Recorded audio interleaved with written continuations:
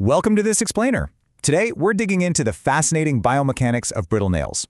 We're going to reveal exactly why warm oil treatments are basically the ultimate science-backed fix.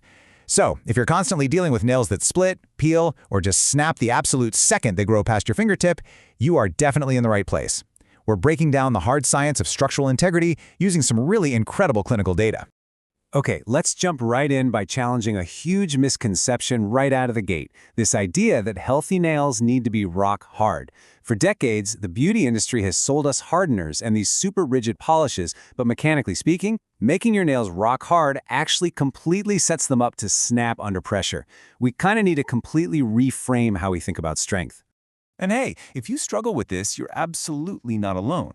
Clinical research shows a staggering 20% of the population deals with brittle nail syndrome. It's super common in women over 50, but honestly, it's increasingly affecting younger demographics too, mostly because of the huge boom in DIY gel and acrylic manicures. So this isn't just some cosmetic annoyance. It's a widespread structural issue deep within the keratin of the nail plate itself. Section 1. Why your nails keep breaking. We have to understand what's breaking the nail down before we can actually repair it. What's really interesting here is the clinical reality of onychorexis, which is just the medical term for those vertical ridges and brittle splitting tips you're seeing. This happens because our nails actually act exactly like tiny sponges. Think about it. Repeated water exposure from washing your hands or doing the dishes causes the nail plate to expand when it's wet and then contract when it dries. Over time, that constant swelling and shrinking totally weakens the intercellular bonds holding the keratin together. Now here's a massive mechanical mistake so many of us make. If you get a vertical split at the tip of your nail, taking metal clippers and cutting a deep V-notch around it is literally the worst thing you can do. Dermatological science shows us that doing this completely alters the stress distribution geometry of your nail. Essentially, you're just shifting the mechanical stress point deeper toward the nail bed, which forces that crack to travel even further down toward your cuticle every single time you tap a hard surface. You really have to keep the edge straight and short instead. Section 2. The myth of hard nails. Now that we know why they break, we have to unlearn the biggest myth out there, the pursuit of rigid nails. The crucial point here is understanding the difference between strength and toughness. Rigid nails might feel strong, but dehydrated keratin loses all of its flexibility. So when a rigid nail hits something, that mechanical force travels straight along the vertical cell seams and bam, the nail snaps. Toughness, on the other hand, is this beautiful, harmonious balance of strength and flexibility. A tough nail can take a hit, bend slightly, and then bounce right back without fracturing at all. Section 3. How warm oil treatments work. This brings us to the absolute core of our explainer. How do we mechanically restore that missing flexibility? Well, the answer isn't water, it's high-affinity lipids. This quote brilliantly illustrates the true function of nail oils. As renowned product formulation chemist Doug Schoon explains, oils don't actually hydrate the nail by adding water. Instead, they plasticize the nail plate. When oil absorbs into those microscopic layers of keratin, it essentially lubricates them. This allows the intercellular layers to just slide past each other smoothly during an impact, which dramatically increases flexibility and stops that brittleness right in its tracks. But look, you can't just use any random product. You really want Jojoba. And here's a pretty surprising fact for you. Jojoba isn't technically an oil at all, it's an ester. Its molecular structure is remarkably close to human sebum, which is the natural oil our own bodies produce. This gives it a vastly superior ability to penetrate those densely packed keratin layers of the nail plate. It's just far more effective than your standard thick hand lotions. So why are we doing a warm oil treatment? Well, heat is the secret catalyst here. Warming the oil dramatically speeds up how fast those lipids absorb into the nail plate. See, while water evaporates right out of your nails super fast, oils get trapped deep inside the keratin and escape much slower. Once you lock that oil deep into the nail, it stays there, and that exerts a massive, long-term influence on the durability and toughness of your natural nail. All right, here's your exact science-backed protocol. If you've got highly damaged nails, do this once a week. First, completely remove your polish. Then, safely warm your jojoba in a hot water bath and dip your bare nails in for about 5 to 8 minutes so that heat can really do its work. Finally, just lightly dab off the excess. Do not wash it off. Just leave it on overnight to maximize all that absorption.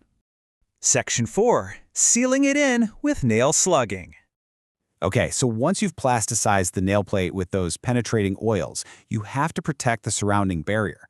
Before we get into slugging, we absolutely need to respect the cuticle. The cuticle is the nail unit's natural protective seal. It's kind of like the waterproof grout in your shower. You should never cut your cuticles because doing that destroys this vital periungual barrier. When that seal gets compromised by aggressive manicures, water and bacteria sneak right into the nail matrix, causing chronic inflammation and leading to a nail plate that grows out all irregular with bumps and weak spots. Nail slugging is how we actually repair that barrier. It's a really simple 3-step process. First, soak your fingertips in warm water for just a few minutes to deeply hydrate the skin and nails. Second, apply your penetrating oil, like your jojoba, to the nail and cuticle. And third, you're going to seal everything under a heavy occlusive layer, like petroleum jelly or a thick ointment.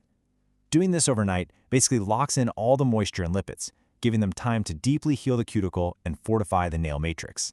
Section 5. Science-backed daily nail habits. Treating your nails once a week is fantastic, but daily protection is what actually keeps them growing long. What we're looking at here neatly summarizes the 5 main things that damage our nails and the clinical fixes you can implement right away. We're talking about everything from the mechanical trauma of overfiling gel manicures to chemical dehydration from harsh acetone, all the way to environmental swelling caused by doing dishes without gloves. Honestly, the most immediate fix you can do today, stop using your nails as tools and just buy a good pair of gloves for the dishes. It really makes a massive difference. But hey, life happens. If you do get a painful split while you're rehabbing your nails, please don't just rip it off. You can actually use a simple tea bag patch and cyanoacrylate glue, which is just standard nail glue. By gluing a tiny triangle of tea bag mesh right over the split, it acts exactly like a microscopic fiberglass cast.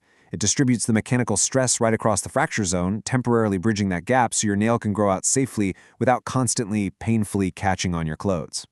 From a dermatological standpoint, what you do internally matters too, and specific oral supplements actually have real clinical data showing they work. Biotin, taken at about 5 to 10 milligrams a day, has been confirmed by electron microscopy to improve the intercellular cement of the nail. Just a quick side note though, always check with your doctor first because it can alter blood test results. On top of that, randomized trials on bioactive collagen peptides showed a massive 42% decrease in broken nails and a 12% boost in growth rate. Building a genuinely tough nail starts from within the matrix. So, I'll leave you with this provocative thought.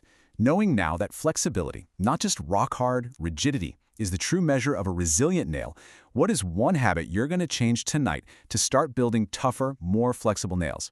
Will you start oiling your nails instead of stripping them? Thank you so much for joining me for this explainer. Until next time, stay curious and keep learning.